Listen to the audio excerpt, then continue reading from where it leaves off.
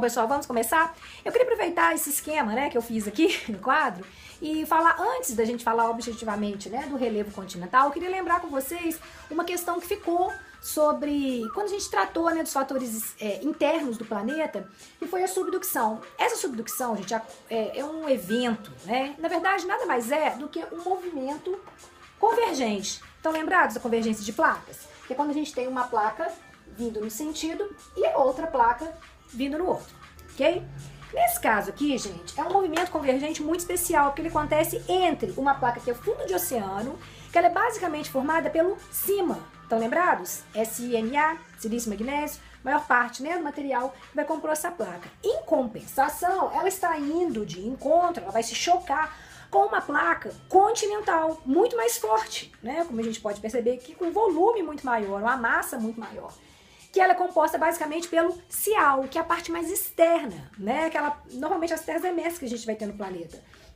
E o que vai acontecer, gente? É uma placa muito fininha vindo se chocar com uma placa muito grande, muito forte. Consequentemente, essa placa, né, que na verdade é uma placa oceânica, ela é muito mais frágil e, além do choque, ela vai fazer o quê, gente? Ela vai se quebrar e ela vai mergulhar, que é esse desenho que eu fiz aqui. Então, esse mergulho, gente, ele é chamado de subducção. Consequentemente, essa parte da placa oceânica, ela vai sendo destruída, ela vai parar no manto, consequentemente, ela vai ser derretida e ela vai gerar pressão. É por isso que em algumas regiões de movimento convergente, a gente vai encontrar vulcanismo. Então, lembrados quando a gente falou dos fatores internos, que a gente aprendeu que movimento divergente, que quando as placas estão se separando, é que geraria vulcanismo? Pois é, gente, mas essa daqui é uma exceção à regra. Nesse caso, a gente vai ter movimento convergente e alguns vulcões, que é o caso, por exemplo, que acontece na Argentina e no Chile, ok? São dois países que estão localizados nessa parte, né, do continente, mas que a gente tem a placa de Nazca, que é a placa aqui do Oceano Pacífico vindo se chocar com essa placa continental. Beleza? Dúvida tirada? Bom, gente, para início de conversa, vamos lembrar de uma matéria que a gente já viu lá no início do ano, se eu não me engano, ainda na primeira etapa, nos primeiros bimestres, né, no primeiro bimestre, inclusive, que foi quando a gente falou sobre convenção cartográfica. O que era a convenção cartográfica? Estão lembrados? Né? Cientistas, estudiosos de todo mundo se reuniram e tentaram fazer com que regras fossem aceitas por todos os países, né, do planeta. Para não ficar aquela coisa de um mapa montado no Brasil ser diferente do mapa dos Estados Unidos, que também seria diferente do mapa produzido na Europa. Qual foi a ideia, então? Uma dessas convenções que ficaram acordadas neste momento era o quê? A questão das cores. Tô até usando aqui o meu globo hoje, né, que é uma luminária. Ele tá colorido, eu não sei se a cor aqui vai ficar muito boa, mas pelo que vocês estão percebendo aqui, vocês estão vendo que algumas cores são utilizadas, né? E algumas cores, elas se repetem bastante. Que é o caso, por exemplo, do marrom, do verde, e depois os tons, né, derivados assim de um marrom um pouco mais claro, bege, o próprio mesmo amarelo. Por que essas cores são utilizadas, gente? Se a gente pegar os mapas que são produzidos aqui, né, no Brasil, no restante do mundo, essas cores se repetem. Por quê? Isso, gente, veio dessa questão das convenções, né, da convenção cartográfica, o uso de cores específicas para determinados compartimentos do relevo. Então, olha só, gente, sempre que a gente estiver especificando uma área de planície, essa área de planície ela vai ser colorida de verde. Convenção cartográfica, ok? O verde é utilizado para representar áreas de planície. Sim, Renata, mas é só planície, eu já vi vegetação. Claro, gente, vegetação também, mas a gente está tratando de relevo, ok? Então, sempre que a gente estiver falando de planícies, a cor a ser representada para esse compartimento de relevo, né, quando a gente for observar o mapa, vai ser o verde. Assim como os tons de marrom, quanto mais escuro, isso quer dizer mais alta vai ser essa área. Consequentemente, ela já deve estar passando aí entre 800 a mais de 1.000 metros de altitude, até as altitudes mais elevadas que a gente vai ter no planeta, que alguns cartógrafos, né, as pessoas que vão elaborar esses mapas, eles costumam colocar até de roxo, que é para chamar a mesma atenção, ok? E daí, o que fica entre, né, a planície, ela vai até cerca aí de 200 metros de altitude, até tudo que a gente vai ter aí, entre 1.000, 2.000, 3.000 metros, vão ser utilizados com essas cores, tá? Então, da planície, que é o próximo compartimento seria depressão, até a região dos planaltos, né, onde a gente já começaria a colorir de marrom, nesse meio termo, a gente vai usando outras cores, tons mais claros, então assim, marrom, bege, amarelo e por fim o verde, para as regiões mais baixas, ok? Vou mostrar um exemplo aqui para vocês. Gente, vejamos o caso aqui do mapa físico, né? O mapa do relevo brasileiro. Reparem que a região da planície amazônica, ela tá de verde. Não é só porque tem a floresta, mesmo porque nessas outras partes aqui a gente também encontraria, além dos outros países vizinhos aqui, a região norte, ok? Reparem que a região aqui litorânea, bem fininha, bem sutil, a gente tem a planície costeira, que também está de verde. E muito pouco, né, na região mais central do Brasil. Essa região mais alta, quando a gente tem aqui os estados, né, de Minas Gerais, tendendo aqui para Bahia, o centro-oeste, né, os estados de Goiás. Então, a gente vai ter o quê? A aparência aí de tons de marrom. Estão percebendo? São as regiões mais altas do Brasil, ok? Já as regiões de depressão, né, ou regiões que vão estar mais aqui para o interior do Brasil, a gente vai encontrar o quê? Os tons cada vez mais claros, até que a gente chegue ao verde, que seria a unidade de relevo mais baixinha, ok? Bom, pessoal, vamos começar então esse nosso estudo, né? Vamos começar a decifrar o relevo continental. Então, olha só, gente. O relevo ele vai depender basicamente da altimetria. É a partir da altitude, né? Do nível que a gente vai ter daqui, da altitude, do nível do mar, em direção às regiões mais altas, é que a gente vai começar essa classificação. Essa classificação não só depende da altitude, ela depende também de alguns processos que são relacionados a essas áreas. Ou seja, processos de sedimentação ou processos de erosão. Okay? Isso vai ajudar também nessa nossa classificação. Então, são duas coisas, a altitude e os processos que essas regiões vão sofrer. Elas vão estar sofrendo, né? Passando por esses processos. Vamos ver, então, cada um deles. Bom, vamos começar, então, planície, o primeiro compartimento do relevo que a gente vai estudar. As planícies, gente, são regiões que elas vão de 0, né? Ou seja, de 0 metro, nível do mar, até cerca de 200 metros de altitude. Além da altimetria, gente, ou seja, no máximo 200 metros de altitude para essa região, outra característica muito importante é que nas planícies prevalece o processo de sedimentação. O que é isso? Os sedimentos das regiões mais altas, através da gravidade, né, e seguindo, obviamente, pelas águas dos rios, eles tendem a ser depositados nessa região da planície. Então, observando, aqui é mais alto, então a tendência é que os sedimentos, eles parem nessa região. O que vai ser gerado, então, gente? Esses sedimentos vão começar a formar camadas. Então, é muito comum em regiões de planície a gente encontrar, o que a gente vai estudar daqui a pouco, a formação de complexos, né, de bacias sedimentares, que vão dar origem a rochas sedimentares, ok? Então, a característica da planície seria o quê? Altimetria de até 200 metros e prevalece o processo de sedimentação, ok? Bom, gente, segundo compartimento do relevo que a gente vai tratar agora seriam as regiões de depressões. Eu vou pular o planalto, que seria a próxima unidade de relevo aqui, mas é porque as depressões, assim como as planícies, elas vão ter uma característica em comum, que seria o processo de sedimentação, ok? Lembrados? Planície, então a gente tem por quê?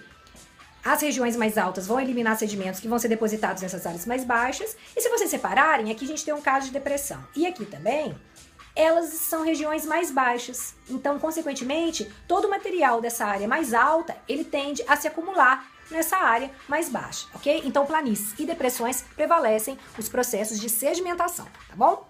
Bom, qual que é a diferença, então? A gente tem dois casos aqui, que seria a depressão relativa e a depressão absoluta.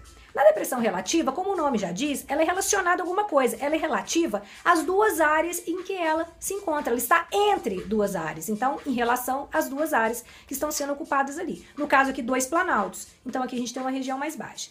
Altimetria, bom, a depressão relativa, ela tende a ter entre 100 até 800 metros, né? Enfim, vai depender do que, gente? Ela tem que ser uma região onde prevalece o processo de erosão e que ela esteja entre dois planaltos. Entre dois planaltos, então a gente vai ter uma depressão, tá bom? Você fala, Renata, mas aqui então, por que eu sei que é planície? Você não tem o planalto aqui do outro lado, tá bom? Você já tem o quê? O próximo, né? O compartimento que a gente vai ter aqui já vai ser o nível do mar. Tá bom? Então, a depressão seria uma região mais baixa entre dois planaltos, tá bom? Agora, tem regiões do planeta que, devido à movimentação das placas tectônicas, o movimento divergente, essa área, gente, ela acabou sofrendo um rebatimento, ela acabou ficando tão mais baixa que ela ficou muito mais baixa no continente, mas em relação ao nível do mar. Tá vendo aqui o zero, gente, o nível do mar? Reparem que essa região que eu desenhei aqui, ela tá abaixo, olha aqui, ó, do nível do mar. Renata, mas as pessoas estão tão afogadas ali, isso está debaixo d'água. Não, gente, isso está dentro do compartimento, tá vendo? Do continente, está dentro do relevo. Na parte emersa do planeta. Então, é o caso, por exemplo, da região do Mar Morto. No estado, né, de Israel, a região ali da Palestina. E o caso também do Vale da Morte, nos Estados Unidos, que é uma região de depressão absoluta. Então, depressão absoluta são regiões que têm altitudes negativas no continente. As pessoas moram aqui, têm casas, né, tem produção, né, por exemplo, agropecuária, e tá tudo tranquilo, tá bom? Mas essa seria uma região em que ela vai estar mais baixa em relação ao nível do mar. Então tem menos 100, menos 38, menos 300 metros abaixo do nível do mar, tá bom? Mas está no continente. Então essa é uma depressão absoluta. Sempre quando a região tiver uma altitude negativa, ok? E depressão relativa seria aquela que está entre dois planaltos. O que ela tem em comum com a planície? As duas prevalecem o processo de sedimentação.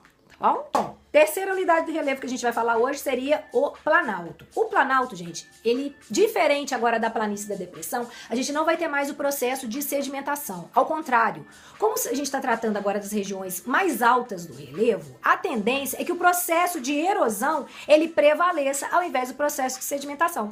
Não é uma área mais alta? Então vocês concordam que ela vai estar mais exposta? Consequentemente, ó, erosão pluvial, água da chuva, erosão eólica, força dos ventos, pode ter, igual o caso aqui, né, que já é cadeia montanhosa, mas a gente pode ter regiões de planalto em que se encontre neve, então a gente vai ter o quê? Erosão glacial, que seria a força, né, o peso ali do gelo naquela região. Então, como são as pontas, né, do relevo, vamos dizer assim, elas estão mais expostas a esses fatores externos, consequentemente, o desgaste vai ser maior. Então guardem isso, tá bom? O que tende, né, a caracterizar um planalto seriam regiões que têm cerca de acima de 500 metros de altitude, e o que prevalece é o processo de erosão, tá bom? Aqui no caso do Brasil, né, pegando o nosso relevo, a gente vai ter planaltos, por exemplo, de duas formas. Tem esse da nossa região aqui, né, que estamos em Minas Gerais, que seria próximo aqui da nossa região, né, da nossa cidade, que seria o relevo mares de morro, que é quando você tem um relevo bem ondulado, né? E teria, por exemplo, o outro tipo de planalto, que seria da região central do Brasil, dos estados, né, de Goiás, Mato Grosso, que seria a região das Chapadas, que seriam relevos que eles têm uma forma bem mais suave, quase que retilínea. É o caso de Brasília, por exemplo, né? Se a gente tiver uma foto, um cartão postal de Brasília, qualquer coisa, a gente quase não vê morros, né, no entorno, diferente de nós que estamos aqui em Minas Gerais, tá bom? Mas o que caracteriza? A gente está na altitude superior a 500 metros, tá bom? E prevalece o processo de erosão. Então, enquanto a planície está acumulando sedimento, a região dos planaltos está, consequentemente, perdendo, tá bom? Bom, gente, para finalizar, o compartimento mais alto que a gente vai ter no relevo terrestre, que seria, né, do nosso relevo continental, que seria a região das cadeias montanhosas, região de montanhas, de cordilheiras. Aqui no Brasil a gente não tem, tá bom, esse compartimento do relevo. A gente tem picos, regiões que tem mais de 1000 metros de altitude, igual o caso, né, aqui da região sudeste, o Pico da Bandeira, Pico do Itatiaia, né? Mas o que a gente vai ter? No Brasil, o Pico da Neblina, que a gente vai ter lá na região norte, né? No estado de Roraima, que seria o ponto mais alto do Brasil, com mais de 3.000 metros de altitude. Porém, a gente não tem montanhas. Por quê? Estão lembrados? O que caracteriza uma cadeia montanhosa? Ainda está em processo de formação. Olha que interessante, gente. O desenho que eu fiz aqui já está demonstrando isso. Lembra do movimento convergente, que eu falei da subducção agora? Não é um movimento convergente? Não vai gerar uma dobra? E o que vai ser a característica dessa região? Aqui a gente tem o ponto mais alto do relevo, porém ele ainda está em formação. Lembra que a partir desse choque gera-se um terremoto e, consequentemente, um dobramento? Esses dobramentos, né, que a gente conhece como dobramentos modernos, nada mais são do que montanhas que ainda estão em formação. Aliás, o termo montanha já dá a entender o quê? Que ainda está em processo de formação. Então, sim, tem a perda, né, desse material por erosão. Tem a característica aí de estar sofrendo aí do processo erosivo. Porém, eles ainda têm a chance de repor esse material que é perdido com a erosão, seja ela glacial, erosão pluvial, né, no caso, enfim. Mas eles tendem a aumentar cerca de alguns centímetros, né, aí durante o ano, de acordo com a movimentação aqui das placas tectônicas, tá? No caso aqui o movimento convergente, nesse caso uma subducção, então as cadeias montanhosas tendem a crescer com o passar do tempo. Elas ainda estão em formação, diferente dos planaltos, que seria, né, a unidade de relevo que a gente vai ter mais característica aqui no Brasil, mas que está se desgastando. O que aqui prevalece é o processo erosivo, tá bom? Bom, pessoal, ficamos por aqui então. Espero que vocês tenham gostado, que tenha ajudado, né? Clareado um pouquinho aí essa questão do relevo continental. Por que eu escolhi o relevo continental? Se vocês estão lembrados, quando eu inicio esse momento, né, da matéria com vocês, eu lembrei do que a gente viu lá no início do ano, quando eu escrevi no quadro Relação Homem versus Natureza. E essa parte do relevo, né, essa parte da litosfera, é que condiz com a maior parte das atividades humanas. Não que o homem não interfira, né, no relevo submarino, claro, vamos pensar na extração de petróleo, por exemplo, que a gente vai ter, né, na pesca, mas o relevo continental, ele é a parte da superfície terrestre em que o homem vai atuar com a maior parte das suas atividades. É o que o homem realmente modifica, né? Que se a gente pensar na história do planeta, estava tudo indo de uma certa forma até que o homem aparece e começa a fazer essa intervenção na natureza. E ele vai estar trabalhando diretamente com o relevo, tá bom? E não dá para imaginar a nossa vida, a nossa sociedade, né, a construção da nossa história sem essa intervenção do homem no meio ambiente. Tá certo que em alguns momentos, né, essa intervenção ela é expansiva demais, ela acaba trazendo mais problemas até, ou já estamos ainda, né, aquela coisa da bomba relógio, a gente está criando alguns tipos de intervenção aí que daqui a alguns anos isso pode afetar muito, né, uma forma muito grandiosa aqui no planeta. Infelizmente grandiosa pro lado ruim. E outras que a gente já está presenciando, porque já é um acúmulo de situações que o homem já tem feito aí no planeta, tá bom? Mas é por isso que eu dei ênfase pro relevo continental, tá bom? Mas lembrando, o relevo submarino, a gente tá vendo aí nessas semanas, né? Na semana passada, a gente vai ver um pouquinho nessa semana também, tá bom? Espero que vocês tenham gostado. Gente, obrigada pela presença de vocês e super beijo. Até o nosso próximo episódio. Tchau, gente.